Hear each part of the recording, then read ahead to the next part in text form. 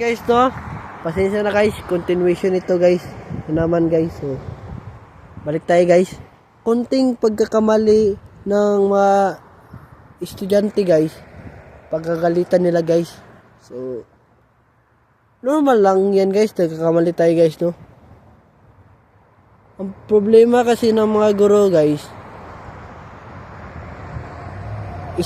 isang mali lang ng estudyante, wala, pinapagalitan nila guys. So kinakampihan ko talaga yung mga estudyante guys. Kasi sabi ng iba, maraming kabataan ngayon ang hindi marunong magbasa kasi kinukonsinti ng mga magulang.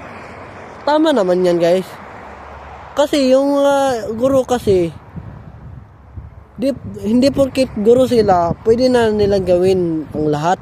Hindi disiplina ang tawag diyan, guys, no? Kung disiplina yan, guys, intindihin mo rin yung estudyante ngayon. Ang hirap kaya, guys, mag-aral, guys, no? Kung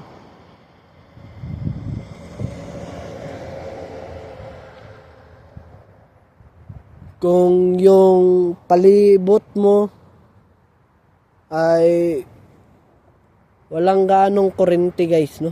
Or hindi naman sa squatter guys, no? So parang ganun lang din guys. Hindi na squatter ang tawag doon, na parang ganun lang. So mga tao talaga guys, no? Marami na daw estudyante na bulakbol ngayon kasi kinukonsinti ng mga magulang.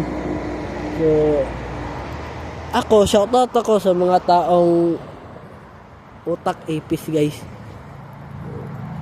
Ang hihina kasi hindi ko sila ininsulto guys, no. Sinasabi ko lang na baguhin yung ugali nyo kasi kawawa yung mga estudyante. Tama yung ginagawa ng mga magulang sa anak. Tama yun. Mali yung mga guro. Yung guro kasi, porket guro sila, pwede na nila gawin yung lahat. Mali yan guys. Baguhin nyo na yung ugali nyo. Naawa ko sa mga kapwa estudyante ko na pinapalo nila. Yung ganyan guys, naranasan ko na rin guys. Kahit hindi ako nagsasalita guys, kahit yung katabi ko yung nagsasalita o maingay, ako pa yung pinasit on the air guys. Kasi yung maingay daw ako. Hindi naman ako maingay, yung katabi ko naman, nadamay ako guys. Nasit on the air ako guys, nung grade 4 guys, sa City Central yun guys, no. So, ayan guys. May mga tao kasing ganyan guys, no, na kawawa yung mga estudyante ngayon guys. Buti na lang guys at tatauhan yung government guys, no, na yung estudyante na magko-complain, kakampihan nila kaysa guro. Mas mabuti nga yun eh. Yung guro kasi lahatin ko na guys, kasi mga guro ngayon guys, porket may trabaho sila na ganyan yung trabaho nila,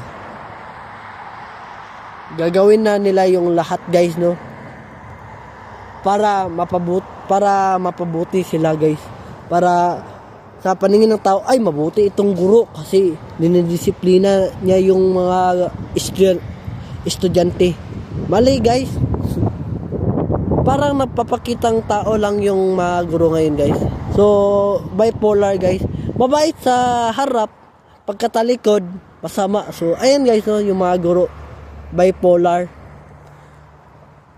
Yung mga estudyante ngayon kawawa guys. Kawawa talaga guys. Inalipusta ng mga guro eh. Experience ko na rin yan dati guys. Pasensya guys. Full stories naman guys. Pagpatuloy natin bukas guys. Please subscribe my YouTube channel, Aaron Caralde, and don't forget to click the notification bell na all para updated kayo lagi sa aking mga vlog. So, yun na muna ngayon guys. Have a wonderful day and have a nice day. Keep safe. Peace out and I'll see you for my next vlogs. Bye-bye.